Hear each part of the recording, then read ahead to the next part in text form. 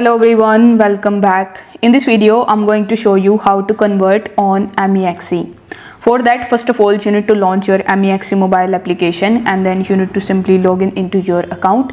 If you don't have an account on MEXC, I would highly recommend you to use the link that is given in the description because it will increase your chances of getting up to 8,000 plus USDT as the sign up bonus. Now once you are in your MEXC account, you need to simply tap on the home page, and on the home page you will see the more options, so you need to simply tap on it. Then you will be landed in the features section, where in assets section you will see convert option, so tap on convert and then you will be landed on this conversion page. Now over here you need to select the from currency and then select the to currency, and then you can simply tap on the preview conversion and you can convert your order on MEXC. So if this video helped you out, make sure that you like this video and subscribe to the channel. Thanks for watching.